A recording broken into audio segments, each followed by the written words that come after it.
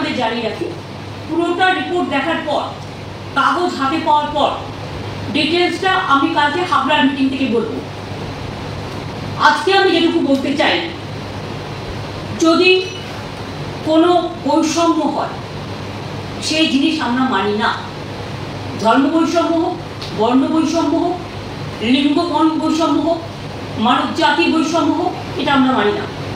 দুই, আমি মনে করি যে আজকে যাদের বলা হচ্ছে ছেলের হাতে মুয়া, হয়তো একটা বড় জোর ওই দুদিনে কাউকে তো দিতে পারবে না, জাস্ট শো অফ, জাস্ট একটা ছেলের হাতে মুয়া, লালিপপ, বলবে আপনারা পোর্টালে নাম লিখুন, এরকম কিছু একটা করবে। তা পোর্টালে তো সব ধরনের লোকেরাই নাম লেখাবে, কিন্তু সেই নাম আদৌ কার্যকরী হবে? আর যদি আজকে ক্যাব করে বলে আপনি নাগরিক, তার মানে কি এতদিন তারা নাগরিক ছিল না? সেই জন্যই কি মতুয়া ভাই বোনদের এবং নমশূদ্রদের আধার কার্ড বাতিল করার চক্রান্ত হয়েছিল?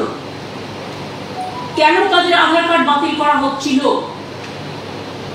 তার মানে নতুন কিছু করবে, পুরনোটার কোনো গুরুত্ব থাকবে না। আমাদের থিওরি হচ্ছে, আমরা সবসময় বলি আমরা সবাই নাগরিক। আজকে কেউ চাকরি বাকরি করছে, কেউ স্কুলে পড়াশোনা করছে, কেউ জমি জমা কিনে সেখানে দীর্ঘদিন ধরে বসতি তৈরি করেছে, তার মানে সেগুলো কি ভ্যালিড নয়? আইনত কোশ্চেন হবে না তো? তার মানে আগে যে সুযোগগুলো তারা পেতেন সেটা সব অবৈধ হয়ে যাবে, সেগুলো বৈধ হবে না। একমাত্র ক্যাব বৈধ যদি হয়, তাহলে এতদিন ধরে মানুষ যে সুযোগ পেয়ে আসছিল, তাদের ভোটেই তো প্রধানমন্ত্রী নির্বাচিত হয়েছে, তাদের ভোটেই তো চিফ মিনিস্টার নির্বাচিত হয়েছে, তাদের ভোটেই তো গ্রাম সভা হয়েছে, পঞ্চায়েত সমিতি হয়েছে, জেলা পরিষদ হয়েছে, কর্পোরেশন হয়েছে। তাহলে সেই ভোটের কোনো মূল্য নেই, সেই নাগরিকত্বের কোনো মূল্য নেই। নাগরিকত্ব ভোটের আগে নতুন করে চিন্তা করতে হচ্ছে। এবং আমি ডিটেলসটা দেখার পরে কালকে নিশ্চয়ই আপনাদের কাছে বলবো, কিন্তু আমার মনে হচ্ছে যে যদি ক্যা দেখিয়ে এনআরসি নিয়ে এসে কারো যারা এখানকার নাগরিক তাদের নাগরিকত্ব ক্যান্সেল করা হয়, তাহলে কিন্তু আমরা কেউ চুপ থাকবো না, আমরা স্ট্রংলি এটা প্রতিবাদ করব, আমরা আগে জানিয়ে গেলাম। দুই হচ্ছে নো এনআরসি, এনআরসি তো আমরা মানতেই পারি না। আর ক্যার নাম করেও কাউকে ডিটেনশন ক্যাম্পে রেখে দেবে, এই চালাকিও আমরা করতে দেবো না। ভোট আজকে আছে, কাল পুড়িয়ে যাবে, আর দুদিনে কেউ নাগরিকত্ব পাবেও না। এটা লোক দেখানো, জাস্ট প্রতারণা মানুষের সাথে, ছলনা। এতে যদি কেউ খুশি হয় আমি খুশি হব, কিন্তু এতে যদি কেউ দুঃখী হয় আমি দুঃখ পাবো। কাজে আমি অপেক্ষা করছি টোটাল আইনটা দেখবার জন্য। এবং আমি এখনও মনে করি আমাদের এখানে যারা আছেন সারা ভারতবর্ষে, যারা ভারতবর্ষে বসবাস করেন, বাংলায় বসবাস করেন, তারা প্রত্যেকে নাগরিক। তাদের নাগরিক অধিকার, তাদের গণতান্ত্রিক অধিকার, তাদের সামাজিক অধিকার, তাদের প্রতিষ্ঠার অধিকার, তাদের ইকোনমিক অধিকার, তাদের ব্যক্তিগত অধিকার, তাদের সম্পত্তির অধিকার সবই থাকবে। এই নতুন আইন কারো আগেকার অধিকারগুলোকে বাতিল করে দেবে না তো? আমার মাথায় এটা আসছে তার কারণ আগের আইনটা তাই বলা ছিল, এবারের আইনটা কি করছে এটাও আমায় দেখতে হবে।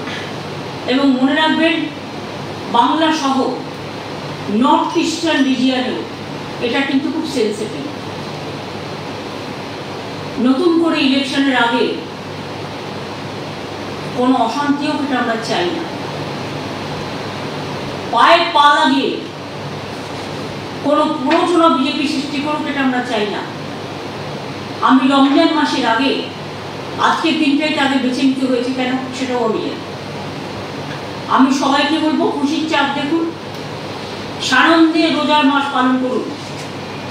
শিবরাত্রি পালন করেছেন, শুভনন্দন, রমজানের মুবারক অনেক, হোলি আসছে, রামনবমী আসছে, নতুন বছর আসছে। সবাইকে আপনাদের শুভনন্দন জানিয়ে বলি যে ভয় পাবেন না, চিন্তা করবেন না। আধার কার্ডও যখন বাতিল করা হচ্ছিল আমরা রুখে দাঁড়িয়েছিলাম। এবং আজও যদি কারো অধিকার কেড়ে নেওয়া হয়, মনে রাখবেন তৃণমূল কংগ্রেস একমাত্র রাজনৈতিক দল সর্বপ্রথম সে আওয়াজ তুলবে, আলোড়ন তুলবে। তার মানে সূচনাটা আমি এখনই করে দিয়ে গেলাম, কারণ মধ্যরাত্রে মধ্যগগনে কি ফুল ফুটবে সেটা তো আমরা জানি না। সেই জন্য আগাম বলে গেলাম সন্ধ্যাবেলায়, নতুন সন্ধ্যা শুরু হবার আগে সন্ধ্যা লগনে যে মধ্যরাতে এমন কিছু করবেন না, এটা ফ্রিডম অ্যাট মিডনাইট নয়, এটা বিজেপির পরিকল্পনা ছলনা। সাহস থাকলে আপনি 6 মাস আগে দিতেন, 4 বছর অপেক্ষা করতে হলো কেন? আর হঠাৎ ইলেকশনের আগে নানা রকম বুলি উড়ে বেড়াচ্ছেন। গ্যাসের দাম 70,000 কোটি টাকা আপনারা ইনকাম করেছেন, গ্যাসের দাম বাড়িয়েছেন তো বাড়িয়েছেন।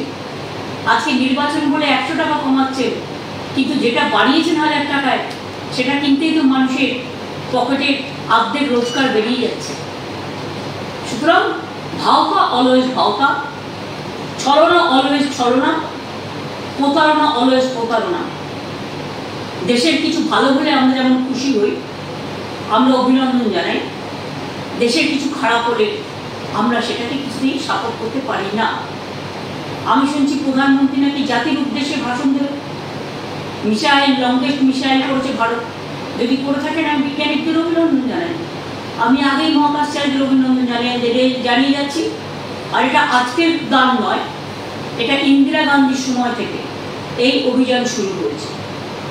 প্রায় 30-40 বছর ধরে বৈজ্ঞানিকরা এই কাজ করছেন। সুতরাং তাদের সাফল্য আমাদের সাফল্য, তাদের আমি অভিনন্দন জানাচ্ছি। কিন্তু কে নিয়ে কি করবে আমার ডাউট আছে। আমি সবাইকে বলবো চিন্তা করবেন না, ভয় পাবেন না, কোনো মানুষকে বঞ্চিত হতে আমরা দেব না, এনআরসি করতে দেব না। এনআরসি ক্যাকে নিয়ে ঝুলিয়ে পকেটে একটা কাক মেরে অন্য কাককে ভয় দেখানো, এটা আমরা করতে দেবো না। এটা বাংলা, বাংলার সংস্কৃতি সবার জন্য, বাংলার সব মানুষের জন্য, বাংলার সব ভাষার জন্য, বাংলার সর্বধর্ম সমন্বয়।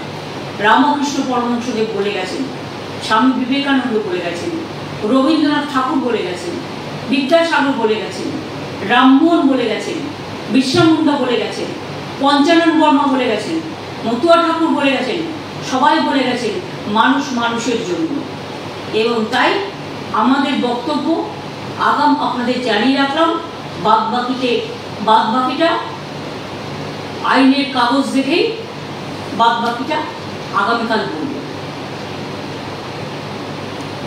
যখন মিডিয়াকে খাইয়ে দিয়েছেন আগাম, তখন কাগজটা আগেই ছেড়ে দিতে পারতেন, নাকি দিন থাকতে ছাড়বেন না, আধারে ছাড়বেন। যেমন করে আধার কার্ডগুলো কেটেছিলেন, ওটা ছিল সূচনা, ভরে ফেলেছিলাম। তাই আমি বলবো যে আমি পুরোটা দেখে বাদবাকি কালকে হাবড়া মিটিং থেকে বলবো। কিন্তু বৈষম্য হলে, এনআরসি নিয়ে কাউকে বিতাড়িত করবার চেষ্টা করা হলে, মানুষের কোনো অধিকার কেড়ে নেওয়া হলে, যারা এতদিন ধরে যে অধিকারগুলো পাচ্ছে, তৃণমূল কংগ্রেস কিন্তু মুখ বুঝে থাকবে না, প্রতিবাদ করবে। এটাই বলবো। অনেক অনেক ধন্যবাদ আপনাদের সকলকে। বাদবাকিটা আমি তো কাল হাবড়ায় যাচ্ছি, ওখান থেকে আমি আবার বাগডোগরা যাব, কাজের পরশুদিন আমি আবার ফিরে আসবো, তখন দেখা হবে। আমি আবার বলে যাচ্ছি যে মনে রাখবেন, আমরা সবার জন্য, সব ধর্মের জন্য, আমরা সবাই নাগরিক।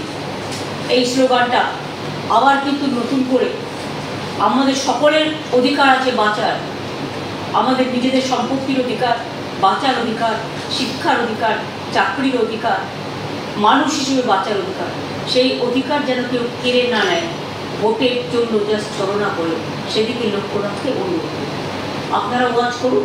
আমাকে অনেক প্রেস মেসেজ পাঠাচ্ছিল আমার ওপিনিয়ন কি জানবার জন্য, তাই বাড়ি যাবার আগে আমি আপনাদের প্রাথমিক প্রতিক্রিয়াটা জানালাম, কিন্তু আইনটা দেখার পরে আমি আমার ফাইনাল प्रतिक्रिया জানাবো।